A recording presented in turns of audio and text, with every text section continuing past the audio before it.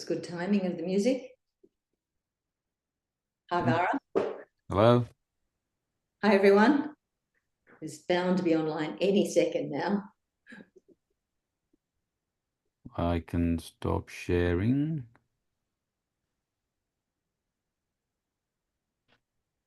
Oh, Yeah. there we are. How's it going, Lynn? Going very well. Yes. We've had a few sunny days again. Now it's gone a bit cloudy. Bit of rain through the night, but the plants are happy. It's getting bone chilly here. Bone chilly, yes. Yes.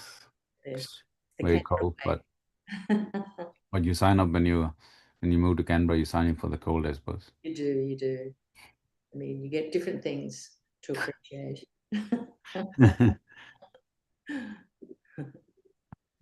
So Yeah. how's your So reading going, hmm? Vara? How's your reading been going this week? Read Reading is going well. I've been looking a little bit about Stoicism. Oh yeah. Um, I don't know why I landed there, but it's been interesting. It Is seems that like the antithesis of what we would huh? be. But Yeah, so the Stoics are interesting people. mm.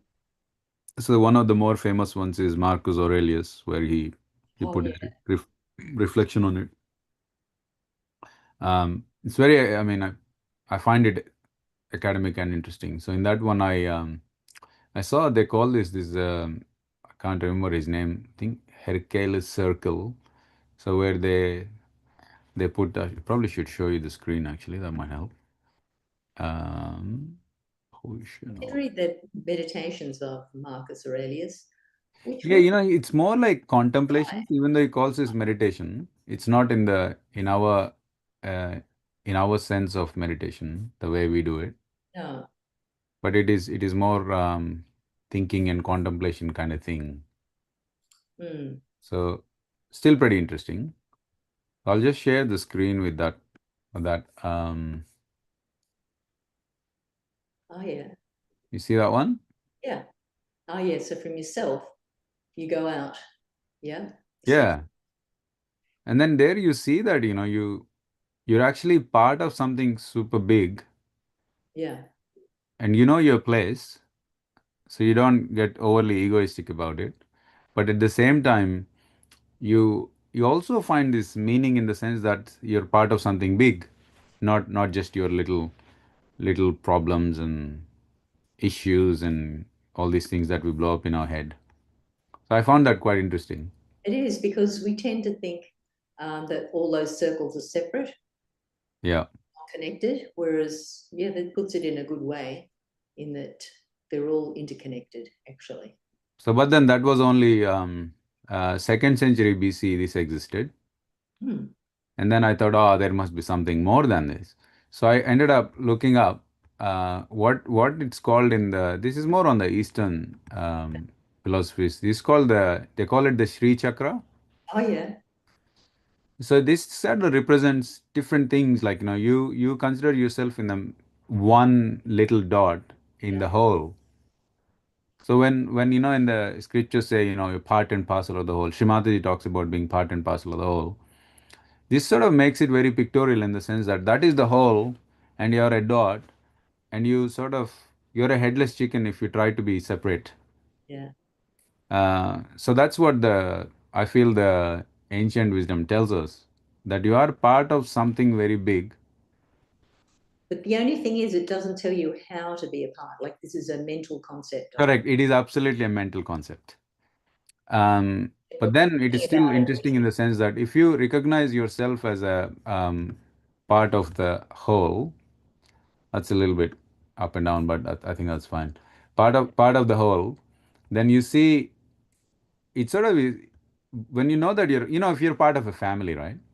Yeah, You know that somebody is looking after you. You never go and ask your mom and dad, "Oh, dad, are you okay? You think you'll bring yeah, food on the table tomorrow?" You never ask that question. You trust yeah, that mom and dad will look after you. Similarly, right? The Creator has created us, being part of the whole feels us satisfied. And then when you're satisfied, you get meaning. Oh, I'm part of something bigger. I can do this. I can do that, and then you feel joyful, Yeah. which I think is very confused with happiness, Yeah. because happiness is sort of transient.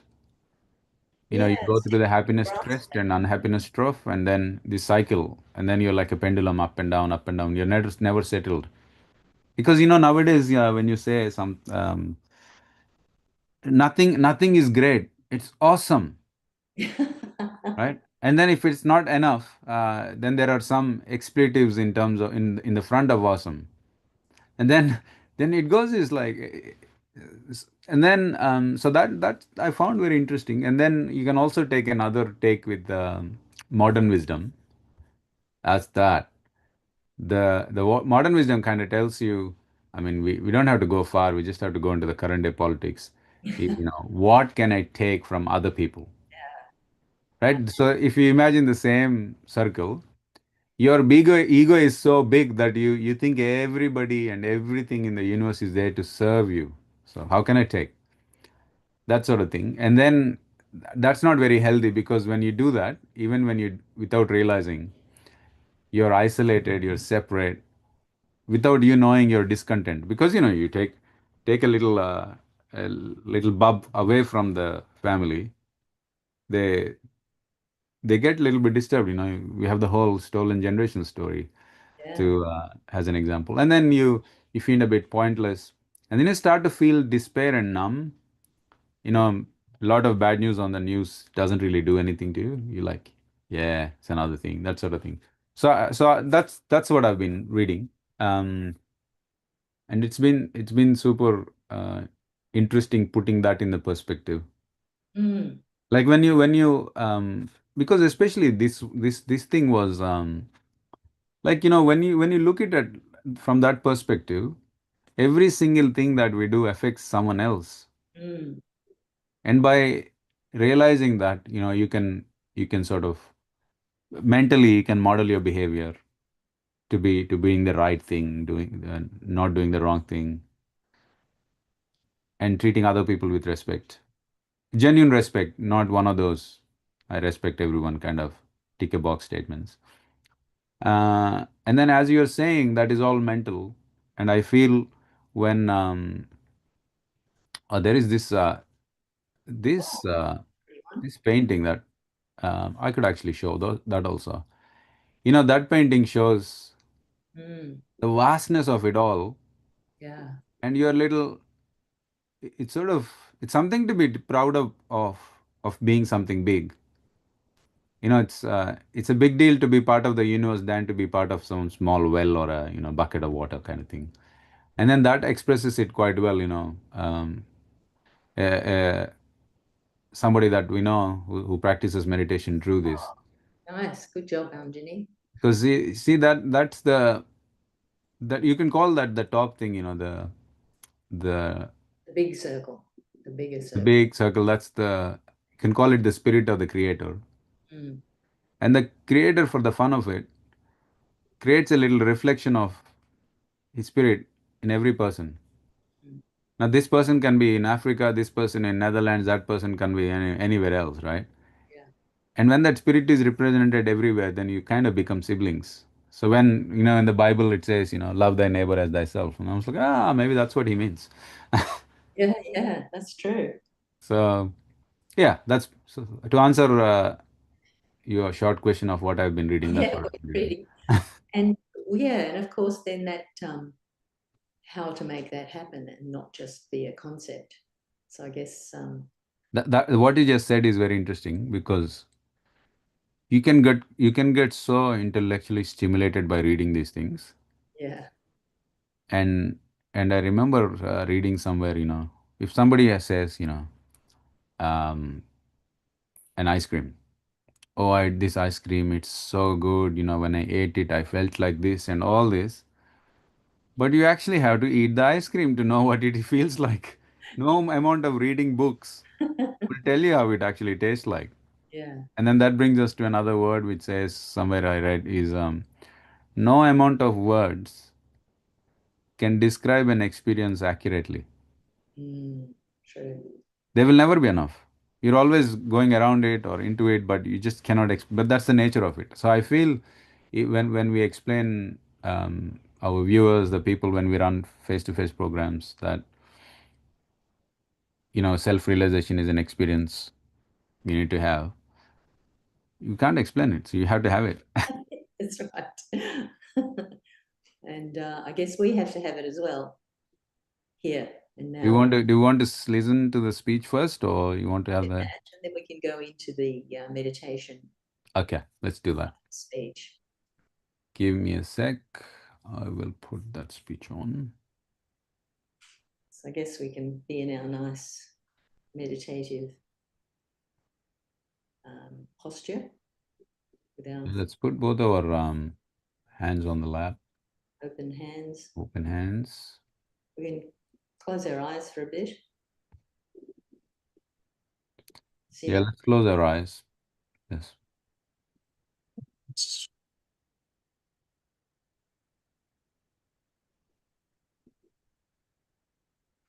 We can note how we're feeling as well.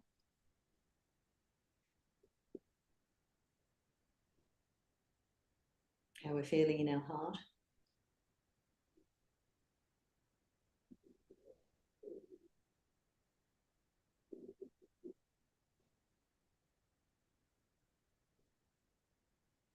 And we can slow our thoughts down just to bring ourselves into a peaceful feeling.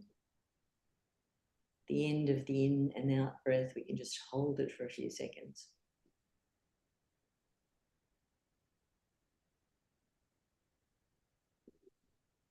Just find your own rhythm with that.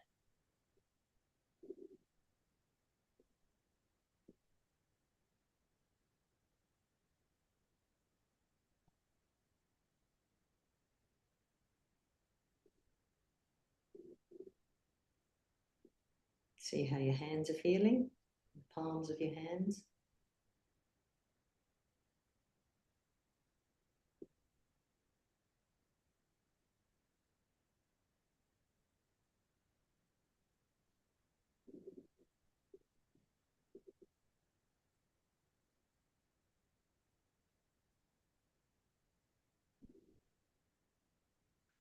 Breath must be getting nice and long now. So we hold it at the end of the in and the end of the out.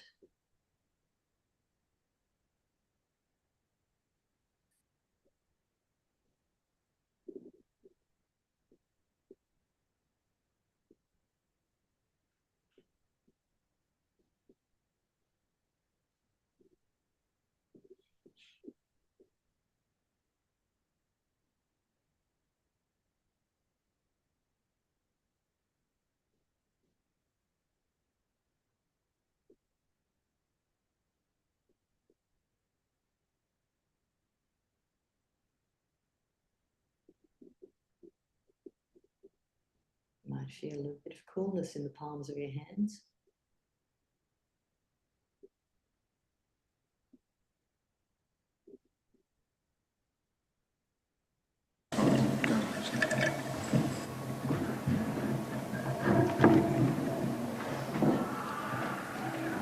That's good.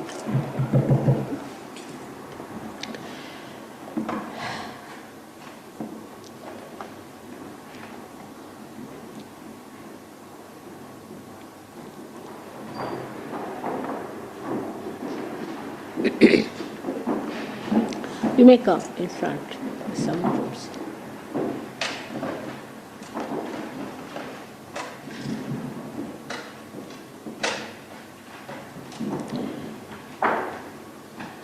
I was really very happy to learn that Sussex University Sahaja Yoga Center has been very kind to invite me to speak to them. It's such a pleasure to talk to the students because they are the ones who have been always, in any country, been responsible for any new step, whether it was political, economic, or social, which was to be taken boldly. Students are the people who have their idealism intact still. And when they are studying, they don't get biased easily. They keep their minds open to every knowledge because they are new to it. But those who become experts can become very biased, very conditioned by what they read or what they think to be right. But the students can be also very much vulnerable because they do not know whether whatever new comes to them is the truth or some sort of a falsehood. So, at this life, when you are a student, you have to be very careful to understand that if you have to seek the truth, you have to be alert about it. First and foremost thing, as students, we enter into a university. It's a beautiful name, university, meaning that you get all the knowledge of the universe here. And when you enter into the university, you come with an open mind, with an understanding that whatever you have to learn in a way as if you are a student and you are not the teacher. And that humility always helps the students to learn anything that they want to know about any part of their knowledge. Now, what you learn in the university is the knowledge of the tree, knowledge that you can perceive and understand through your mental activity. But what I am going to tell you about today is the knowledge of the roots of the tree, from where the whole knowledge comes in. Now, to believe in me or to understand me, it is not necessary for you to have any sort of a faith in me or a surrendering position, but you must also know that if I have to tell you something new, you must keep your mind open to understand what I have to tell you. When we study, say, economics, take a subject which is very common these days and it is even regarded as a higher science than philosophy. What do we learn? The essence of economics is very simple. That wants, in particular, are satiable, but in general, wants are not satiable. This is the essence of Sahaja Yoga. Like, whatever you want to have, you can have today, and tomorrow you will run after another thing. That's why we have economics, because this is the tendency of human mind. But why it is so? Why is it? We really strive, supposing you are doing your graduation, you will strive your heart to be a graduate, but you won't be satisfied. You'd like to do higher studies, or you may like to take up a job, and even if you get a job, you will not be satisfied. Then you want to build a house, then you want to have a car, then you want to have, students want to have a nice bike, all right. When they have it, they want to have something else, you say, a helicopter maybe, I don't know what, but it goes on increasing. You're never happy with what you have, fully satisfied. Now the reason for that, you can find it in Sahaja. Because the roots are deeper down, which we do not know. It's all right to build up the whole science of economics on something. But what about the roots that have created this big tree of economics? The roots are that none of these material things are going to give us full satisfaction. This is the root of it. So what is going to give us that satisfaction? We come to the second logical question. What is the need of a human being to feel satisfied? There is something higher, something deeper, something that we have missed. This is definite. Now, what is that? We can refer, if you are not so much upset or angry, or we can say biased about the scriptures, any scripture. I'm not saying Bible or say Torah or say Indian scriptures or Buddha sayings or Tao or anything. You will find one common thing they have said. All of them have said one thing common, and that is that you are to be born again. You have to know your spirit. You have to become the spirit. Because that lacking in us, in our awareness, because we are not yet the spirit, whatever we know without it is only the mental projection, which is limited as our mind is limited. So to know the unlimited or to know the roots, you have to become the spirit. This is the first condition they have given. Now if you just don't deny them, we should look into it that we have to become the spirit. Now what is that? What is that within us which is the spirit? If there is something like spirit within us, we have not yet felt it. We have never felt the spirit within us. And what is that spirit? And what does it do? What are its qualities? We should try to find out. And that's what you can find out when you become the spirit. It's a vicious circle. It's the other way round. Here, nobody will say that you must become a graduate to know about economics. But in the other way around thing, you have to go deep down into the roots. And how do you do that? Supposing I say you pay attention to yourself. A teacher will say, pay attention. So all the students will start looking at him, looking at the blackboard. But I say, pay attention to yourself. Then you will say, Mother, how do you do it? It's an impossible thing. How do we take our attention inside? It's all the time outside moving. How are we to take it inside?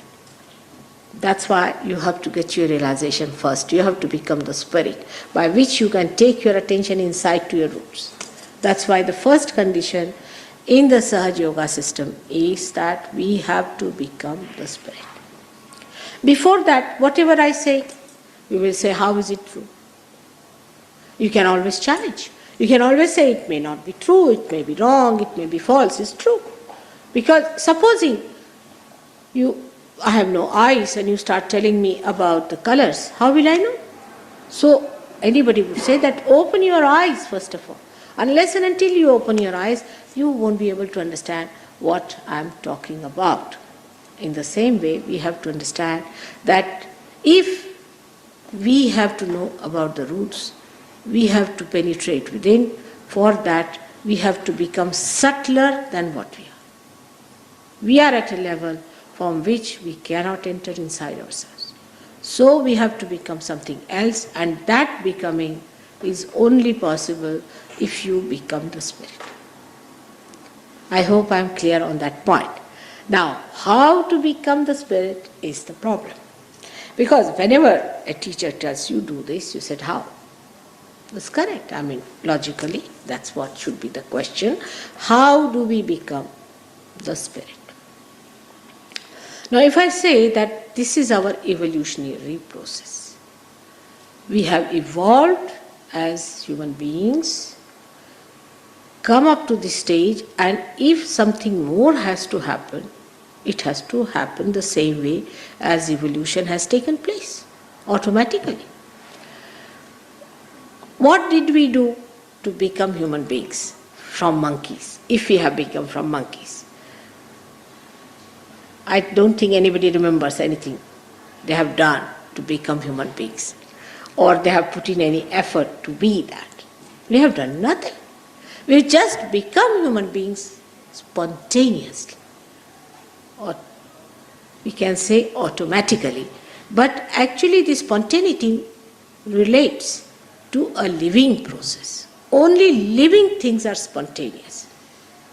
Like you want to sprout a seed, you have to just put it in the Mother Earth. Spontaneously, it sprouts. We don't do anything to it. We don't stand on our heads, we don't read any book, we don't say anything to the seed, but it sprouts because it is built in within the seed. The quality to become the tree. In the same way, it is built in within you to become the spirit. As you have become a human being, you have to become the spirit. That's the evolutionary, natural process to which you have to take to. Now, if you get just satisfied with whatever state you are in as a human being, you can live, not impossible. I mean, you can while away your time, you can carry on, but still, you will not be a satisfied person. You will not be a blissful person. You will not be a person who can be called as a person who has become an absolute personality. Still, you will be living in the relative world because of this mental activity which is going on, which will confuse you completely all the time. You would not know whether this is good or that is good. Like these days in England, we have a big confusion whether to vote Labour or Conservative or this. We don't know which one to vote. So we'll close our eyes, all right, whichever I catch, I will vote. We don't know what to do. This stage will go away because we haven't reached that state of absoluteness where we can decide things with absolute authority. This is the thing. This is the right thing. Once we understand the state that lies within us, then what do? We know what is right and what is wrong. And right can be only one thing. There cannot be any difference of opinion as to what is right and what is wrong if you do it with your absolute awareness. But human awareness is not absolute. If it was so, there would have been no problem. There would not have been any necessity to have this MX authorized or have this atom bomb produced there. And all human beings are the only animals that are doing like this. You see, you don't find any dogs creating any atom bombs or anything to kill each other. But this is special human failure to show that we are not at an absolute point where we all agree. So how to achieve that is the second point. Again, I said it is spontaneous, it's a living process, and you don't have to worry about it. It's all built in within yourself. I don't know if they have put any. They haven't put any. Now, so how many of you have come for the first time for Sahaja Yoga meeting? How many of you have come for the first time? Let's see. 1, 2, 3, and 5. All right. The rest of you have been to Sahaja Yoga meetings, so you know about Kundalini, you know the awakening of the Kundalini and all those things. Now we have within ourselves, you see, this power by which it is going to happen to us. This is the power of pure desire within us. Because so far as we have seen, all our desires that we have cannot satisfy us. So there must be some desire within us which leads us to completion or to the fulfillment of our ultimate desire to be the spirit. And this power lies in the triangular bone, in the lower part, the lowest part of your medulla oblongata, or you can say the spinal cord. Now this lies there or not, whether it exists or not, whether I am telling you is correct or not, is to be found out. You should not just challenge it. You should see for yourself that sometimes in some people, there are many who have seen it here, you can see the pulsation of this power if there is an obstruction in this person, and the awakened Kundalini cannot rise. You can see with your naked eyes, absolutely with naked eyes, a pulsation just like a heartbeat. In some people it is so vigorous that you are amazed that this bone behaves, this triangular bone behaves like a heart beating. Surprisingly, this bone is called a sacrum. And sacrum in the Greek language means sacred. Of course, for all our knowledge, sacred word is only in the dictionary. We don't know what is sacredness is, what divinity is, what auspiciousness is. Thank God there are words, but we don't know what it is supposed to be. Now, this they call as a sacred bone, and I was amazed. And I asked them, I said, why did you call this as a sacred bone when I went to Greece? And I was even more amazed to find out that they knew a lot about this knowledge. And they told me that they had a rapport with Indians, with great philosophers of India, who came down and told them all about it. And they had this practice with them. Even the knowledge of their medical science was very much based on those ideas. Even in England, when you had your medical science first, you'd be amazed. The medical science, the basis of it, was the same as Sahaja Yoga system, that they had 3 types of human beings and they are to be treated that way. But then suddenly, I don't know from where, we started curing not through the roots but through the leaves, you see. If there is a leaf, something wrong with the leaf, you treat the leaf. And then you find some trouble somewhere in the fruit, you see. It's like that. So the medical science became like that, absolutely treating the leaves, and the roots were left behind. Now, these roots are within you. They are there all the time. You are not aware of them. You are not aware of so many things within yourself. But once you become aware of them, as you get your realization, as I call it, as you get your spirit manifesting in your attention, in your central nervous system, when you start feeling the vibrations of the spirit flowing, then you can understand all about them. And whatever I am saying today here to you, you can verify it and can find out. To give you a simple example, is that when you have to go to a class of histology, you have to use a microscope. Now you say that I won't use the microscope and I would like to see the skin under the, just with my naked eyes. You cannot. What you'll see is the skin that is there. But if you have to see the deeper structure of the skin, you have to use a microscope. In the same way, if you have to see the deeper side of life, you have to use the microscope of your spirit. Without the spirit, you cannot understand what is beneath and what is above. Beneath is your beautiful being, the glorious human being that is created by God, and above is the all-pervading power of love of God Almighty. May God bless you. I would like to have questions from you. That would be better than to talk about it, because I must have given, I don't know how many thousand lectures so far, and there's no end to it, because this is a vast knowledge. Even if you have 1,000 universities like that, I don't think it can be completed. But it's so simple that once you become that, I don't have to tell you much. Like this room that you have done, if I have to explain about it to someone, I can write a book on this. You see, still they won't understand anything. And they'll come here and will never recognize if this is the book I have told them about.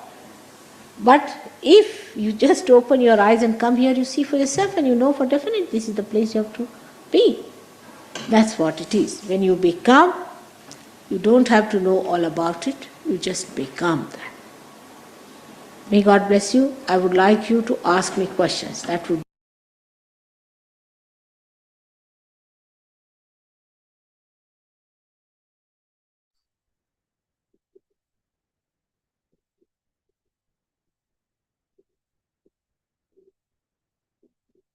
I just put that screen there, Lynn. So if anybody wants to look at that speech later, they can use it. So it's learnsahajayoga.org/en/post/13122. So it's that I've listened to that speech, and it's there was one student who was asking questions and questions and questions. you could call it a bit annoying, but at the same time, Shimataji was patiently answering those, and I learned something by listening to those questions. So we really encourage everybody to listen to those speeches in full. They're quite useful. All right. What have we got? Shall we awaken our nice pure desire, our kundalini? Yeah, sounds good, Lynn. And for anyone who's here for the first time, we'll get you hooked up to your spirit. I mean, it's called self-realization, but just to put it in words that we might have heard before, enlightenment. What's another word that also means self-realization? We can use that painting that we saw, connecting your finite finding your heart, finite self with the infinite self of the creator. Yeah. And even as Srimataji said in that talk, it was getting connected to that, or feeling the all-pervading love of divine that's actually controlling everything. We can feel that. Would you like me to share the steps, Lynn? Yeah. You've got a new one of those, I believe. Yeah. So this is the 9 steps. We'll just put our hands on the left side, which is the side of our desire, so that we can bring ourselves into our central channel and awaken that energy at the base of the spine that Srimataji was talking about. Vara, shall I go through that and then you'll take us through a deeper meditation afterwards, or would you like to? Let's do that. Okay.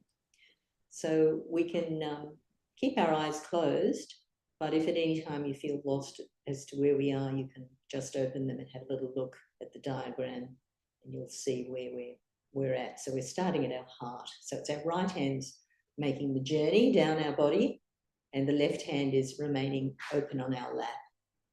So let's close our eyes. We'll just get straight into it.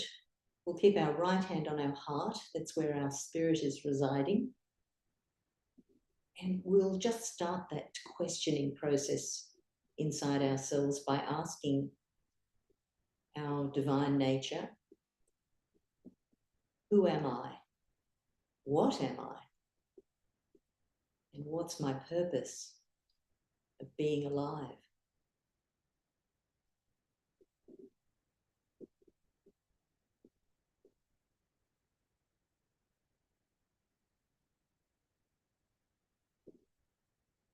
Let's go down just below the rib cage, the top upper part of our stomach. And here, this is the area of our mastery of ourselves. And just to ask the question to our higher self, our mothering energy that's waiting to come back up this way. Mother, am I my own master? Am I my own guru?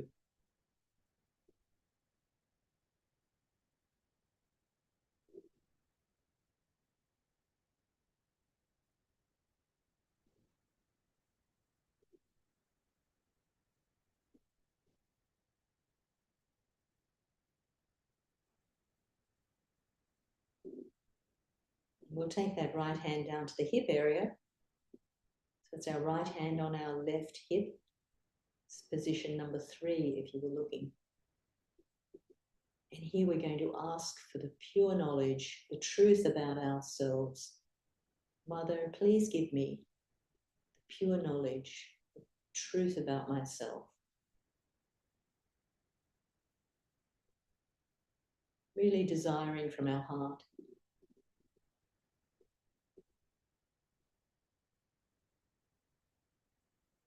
We're going to try and awaken a few more strands of that energy that's coiled in our sacrum bone.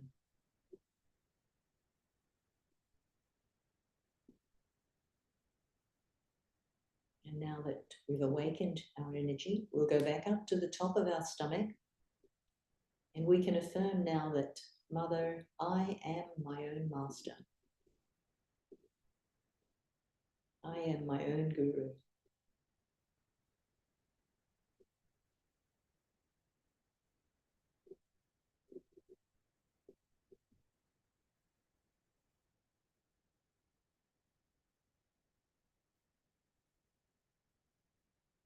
We can go up to the heart. And now we can answer that question. Who am I? What am I?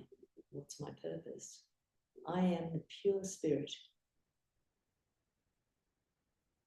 And my purpose is to connect with that all-pervading love of the divine that's all around us. I am the pure spirit.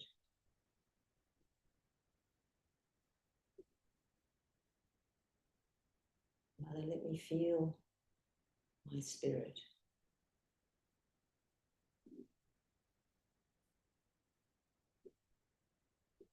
Now, as we journey up, one of the things we have to let go of is feeling guilty. So we're judging ourselves, we're judging others, but worst is to judge ourselves and feel guilty for so many things. So now we've connected to our spirit, so we don't have to feel guilty. Let's go up to the neck area. So we'll turn our head a little to the right so that we can take our right hand up on the left neck and shoulder area. And let's get rid of all that guilt. I am not guilty. Mother, I am not guilty. Just say that many times. So we don't want to stop the journey of our Kundalini energy, taking us up to connect us to the divine. I am not guilty. Mother, I am not guilty.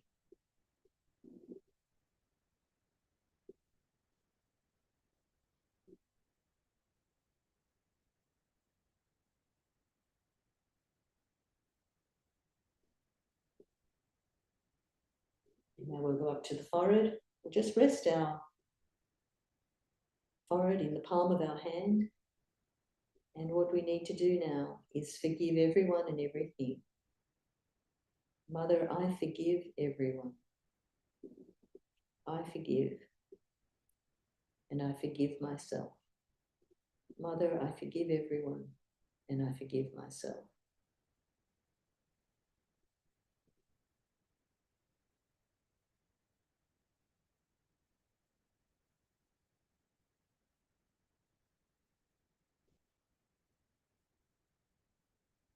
Let's go from the reverse side, tilting our head up, resting the back of our head in the palm. If I've made any mistakes, please forgive me. Mother, if I've made any mistakes, please forgive me.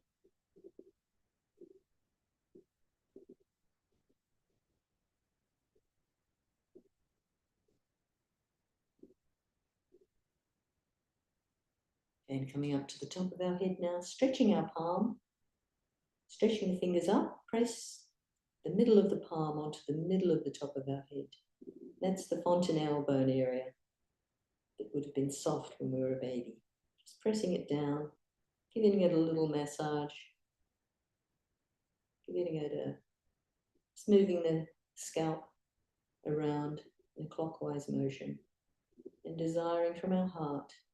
We need to ask, Mother, please give me my self-realization, my enlightenment, my connection to that all-pervading divine energy.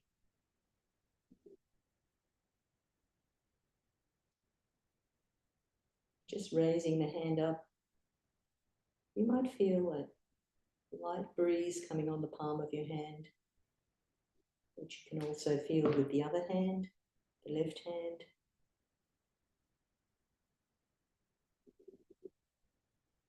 Just bringing both hands open on your lap. See if you can feel the gap between the thoughts.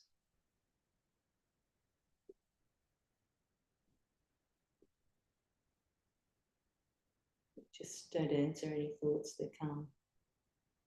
Don't think. Forgive all the thoughts. Let them go.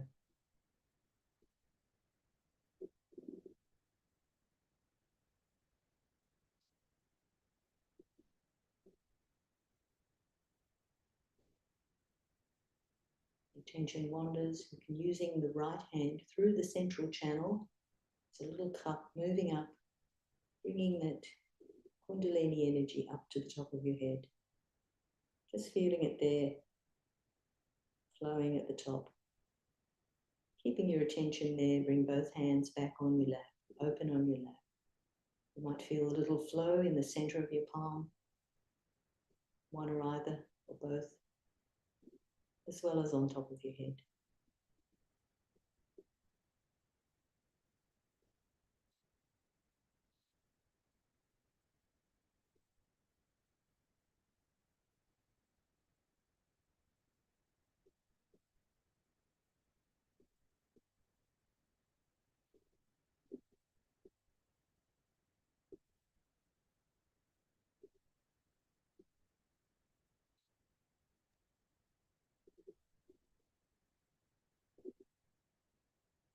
Let's now drop our right hand towards Mother Earth.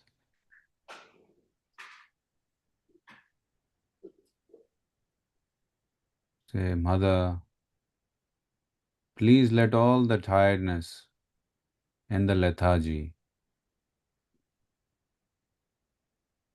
be dissipated to Mother Earth from my left channel. Mother, let my left channel be filled with pure desire, and let all the impure desires be dissipated into Mother Earth.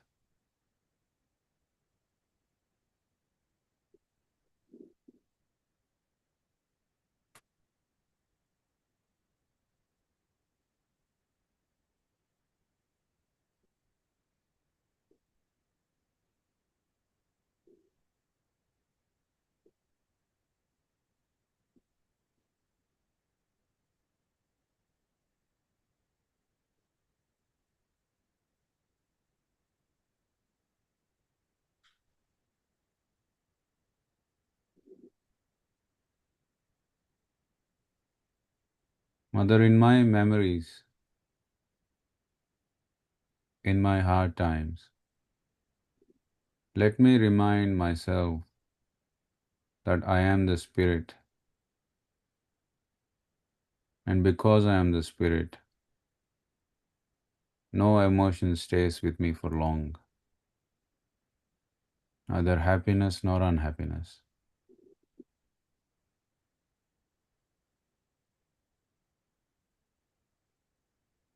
Mother, always let me identify with my Spirit and nothing else.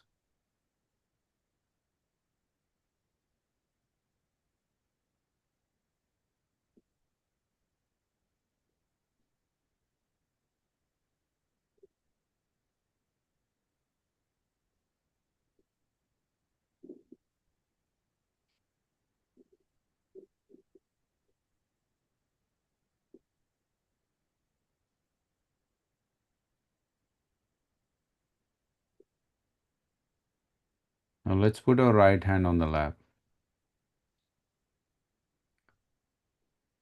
Let's bring our attention to the top of the head. We can use our right hand to raise our Kundalini from the bottom of the spine, from the sacrum bone to the top of the head. And let's follow the path of the Kundalini.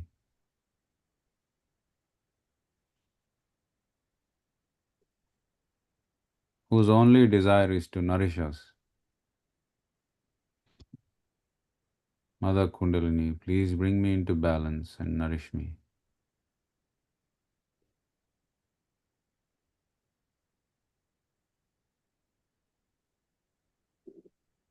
Now let's raise our left hand towards the sky with palm facing back and fingertips facing the sky.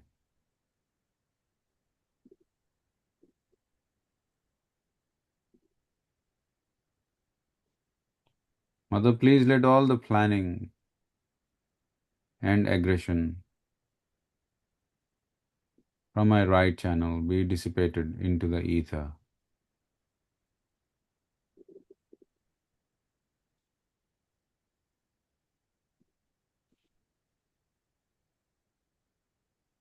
Mother, please let my competitiveness be dissipated into ether.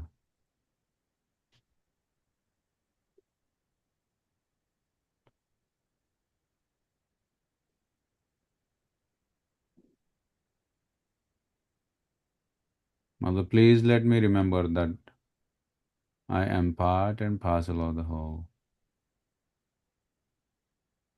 and that my individual identity is linked to the collective identity.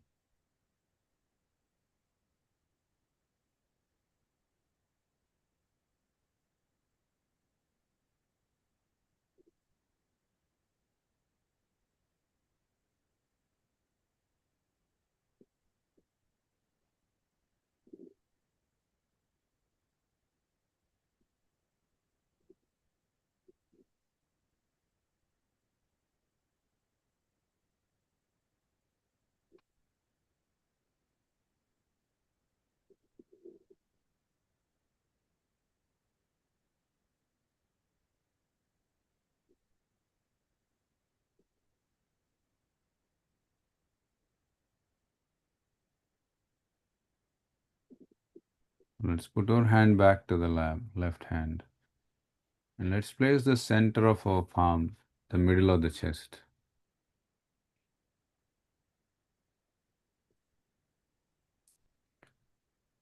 Mother, please let me be secure and confident in myself.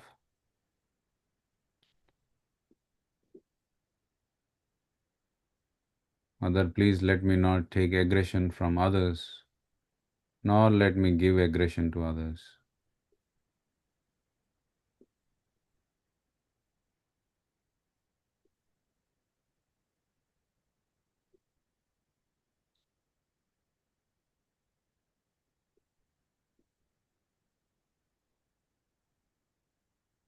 Mother, please come into my heart.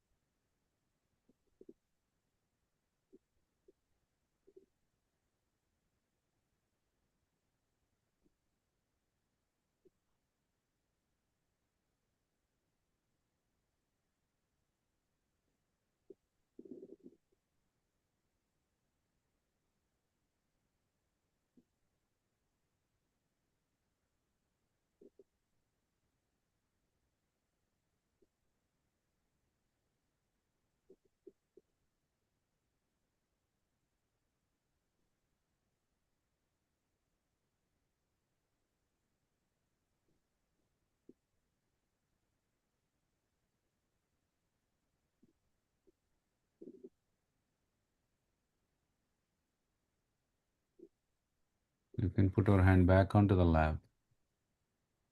Attention onto Sahasrara. We'll play some music now, and at the end of music, we'll stop the session, and we'll try and keep in that meditative state and slowly depart from the session when the session stops. And until you go to bed, try and put yourself into the top of the Sahasrara, which is the fontanelle bone, and try and being in that state for the rest of the evening.